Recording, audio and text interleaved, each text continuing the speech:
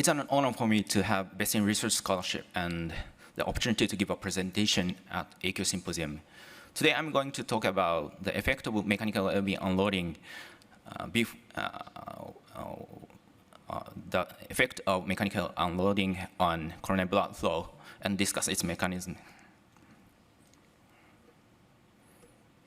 This is my disclosure. I received acute research fellowship. In the previous acute Symposium, we reported that mechanical LV unloading increase coronary blood flow in infected area.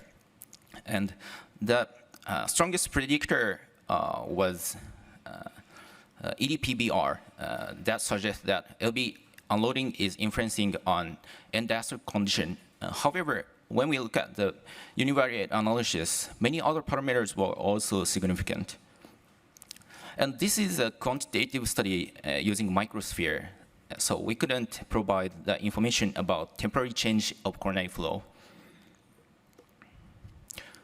Based on this result, we hypothesized that LV unloading is influencing not only end-diastolic but also a wide range of cardiac cycle. Because we used microsphere, we didn't know the real-time change, so this time we changed how to assess coronary flow so that we can combine this data with LV hemodynamics. In the literature, it has been reported that mechanical LV unloading increases coronary flow in acute MI situation. However, its specific mechanism still remains unknown. So, therefore, in this study, we aim to investigate how mechanical LV unloading modify LV diastole and coronary flow. 5 Yorkshire pigs were used in the study. Animals were subjected to MI with LED balloon occlusion for 90 minutes, followed by reperfusion. After 60 minutes of reperfusion, impaired CP was initiated to perform mechanical LV unloading with full support. People catheter was placed in the LV, and coronary pressure and flow wire was placed in the mid-LED so that they can be recorded at the same time. Moving on to the results section, all five animals underwent the scheduled procedures, and this is a representative data from one pig.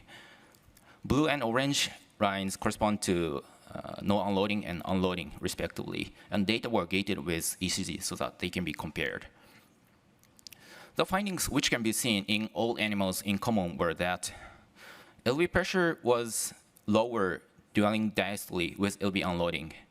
And interestingly, the diastolic phase was extended with LV unloading. Coronary pressure became less fluctuating with LV unloading. In other words, it was consistently kept high throughout cardiac cycle. And coronary flow was higher throughout diastole. Regarding extended diastolic phase, when we look at the proportion of the period with less than half of maximum LV pressure, it was significantly increased with LV unloading. And this effect was consistent in all animals. Next, we measured area on the curve of coronary flow. And gray and black bars are diastolic and systolic part of area on the curve. The area on the curve in diastole and total cardiac cycle were increased in all animals.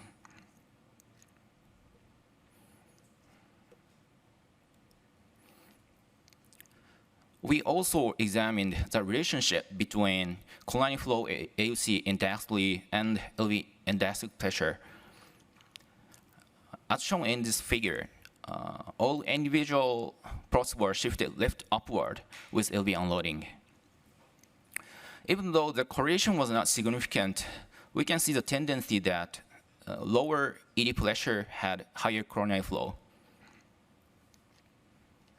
And next step, we conducted further analysis, which is called wave intensity analysis, to examine what forces are actually contributing to these changes in coronary flow.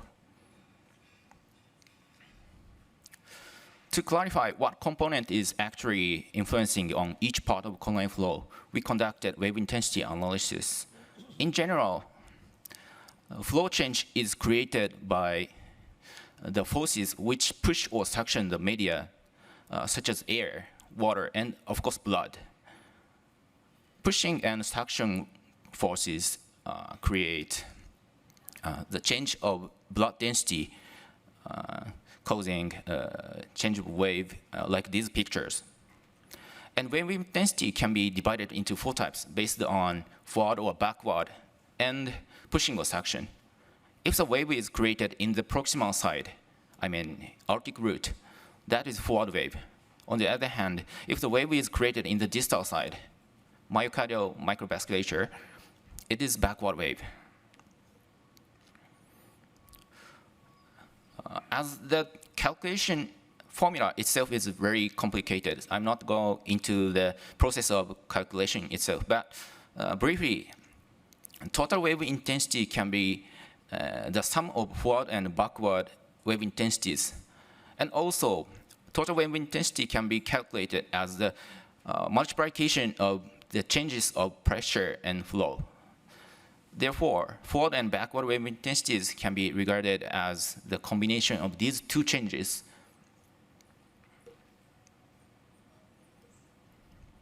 For example, if the coronary pressure is decreasing but flow is increasing, that is backward suction wave, which is created by myocardial relaxation. On the other hand, if the coronary pressure is increasing but flow is decreasing, that is backward pushing wave, which is created by myocardial contraction. Because these 2 waves are the beginning and end of coronary flow waveform, we focused on these waves in this study.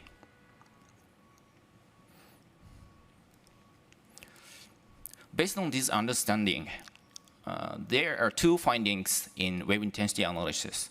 First, the magnitude of forward wave intensity got much lower with LV unloading. This is mainly due to less variation in coronary pressure, which is created by continuous pump flow in the aortic root. And second, the duration between backward suction wave and backward pushing wave was extended, suggesting that the duration between relaxation and contraction is extended with LV unloading. It seems like both were shifted, but that is my speculation. I mean, RE relaxation and delayed contraction. This is a summary of our speculation about the mechanism of increased coronary flow, which is caused by LV unloading. When we initiate Impella, 2 factors are influencing on hemodynamics: pump suction and pump flow. Suction in the LV works as LV unloading, resulting in lowering LV pressure. On the other hand, continuous pump flow makes constant and high coronary pressure. These 2 phenomena modify myocardial relaxation and contraction, leading to prolonged diastolic phase. As a result, extended diastolic phase increases coronary flow in diastole. To verify our speculation, further studies are needed. And currently, our idea is the direct assessment of tissue motion with LV unloading, combined with LV hemodynamic data. So, but of course, it would be appreciated if we could get any insight regarding this point in the discussion time. In conclusion, mechanical LV unloading decreases LV pressure and extended diastolic period, leading to increased coronary flow throughout diastole in the infracted area. I'd like to convey my appreciation and gratitude to Dr. Ishikawa and lab members for providing me the chance to work on this project. Also, I'm very grateful to AQ committee for this research fellowship and award. I couldn't have done my project without this support. This is the end of my presentation. Thank you for your attention. I'm happy to have comments or questions.